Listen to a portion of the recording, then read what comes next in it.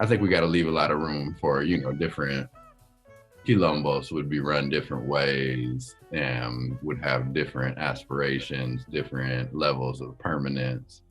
And you know, in my reading, I was appreciating that one big watershed was some were really trying to just get out of Dodge, be left alone, do their own production and subsistence farming and whatnot, hunting. And others were pretty strictly, you know, raiding outfits where they were getting most of their supplies by raiding estates and going back into town doing that trading. But that line about causing chaos in the district so the owners would leave, and that white overseers and other white people, where they say of questionable reputation. So this idea that in a way there is solidarity, a type of solidarity, because no doubt those overseers would kill those maroons and those individuals in certain situations. Yeah. But if Big Mass is gone, open to trading. And so there's a certain type of at least transactional solidarity amongst all ethnicities, races, classes of people, except for what we might today call 1%, or those oligarchs. And that the complexity of that picture, you know, and I guess we could still, if we wanted to, boil it down to an us versus them of the oligarchs versus the rest of us, which is, you know, an us versus them that approaches we're all in this together, just the exceptions. And you know, we got to keep our eye on those few exceptions, but I'd take the fuck out of that arrangement over the one we got now.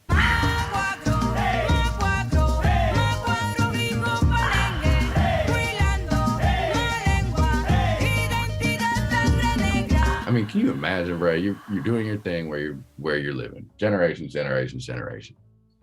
And then some other folks pull up looking hella different, and they have as chattel another group of folks who look different.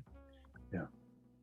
Like, what kind of sense would you make of that? And I know it depends on the different cultural contexts, the different peoples, and the different latitudes, and their experience with war and with forms of slavery. So you know, I think it would be really variable throughout the Americas, but that would be a trippy scene to try to make sense of, as you know, 9 out of 10 people in your group are felled by disease or violence, and within the span of a couple generations. So all that dislocation, that probably weren't a lot of completely detached moments of meditating on these newcomers, but yeah, what a thing.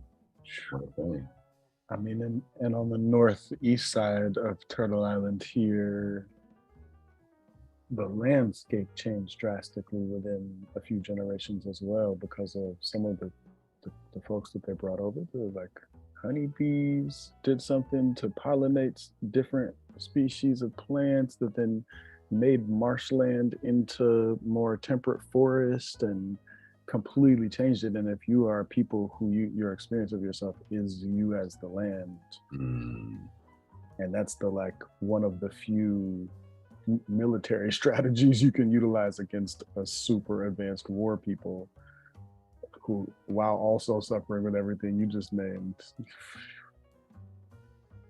Yeah. You make me think. You said the northeast of Turtle Island, and there's another passage from this book that was, you know, in that northeast corner, there's a lot of rah-rah about the United States, or America as they call it, and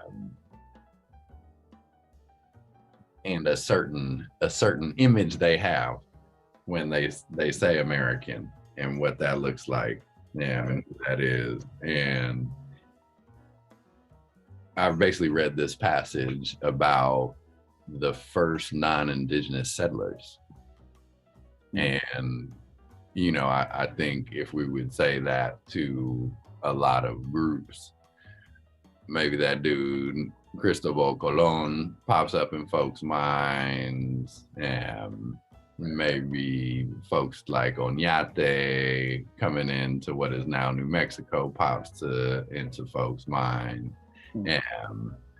But, you know, pale faces. And check out this passage. It says, a Spanish colonizer, Lucas Vasquez de Ayllón, founded in the summer of 1526, a community whose probable location was at or near the mouth of the Petey River in what is now South Carolina. The settlement consisted of about 500 Spaniards and 100 Negro slaves. Trouble soon beset it. Illness caused numerous deaths, carrying off in October Ayllón himself. Internal dissension arose, and the Indians grew increasingly suspicious and hostile.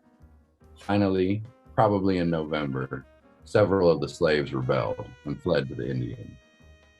The next month, what was left of the adventurers, some 150 souls, returned to Haiti, leaving the rebel Negroes with their Indian friends as the first permanent inhabitants, other than the Indians, in what was to be the United States. Wow. Bye. So the first non-native inhabitants of what became the United States were on their Quilombo shit. Message. How you love it now, one Playboy. That's right. That's right. You know, and then there's the additional layer of perhaps we were here long before that as well, and so that remains true, but in a different way. Right, and but that's the point that I love here of like, even if we take this Western history, right, you know what I'm saying? Like every turn, yeah, like every turn, bro. Like, you know, let's read a little bit between the lines here, read a little bit closer, because I you know, looked up old boy Lucas, and because I was like, okay, that's an interesting passage. Let me see what else I can find out about him.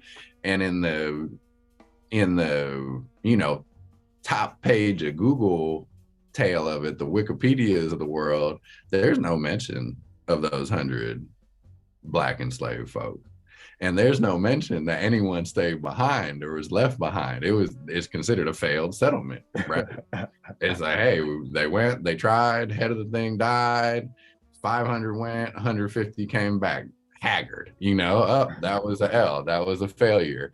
Well, fuck, for those, you know, X number of Black folks who were brought there as chattel, who found a way to get out and shit, they weren't home, but they weren't nobody's property, and living that life after that last 150 of Spanish descent hop back on the boat.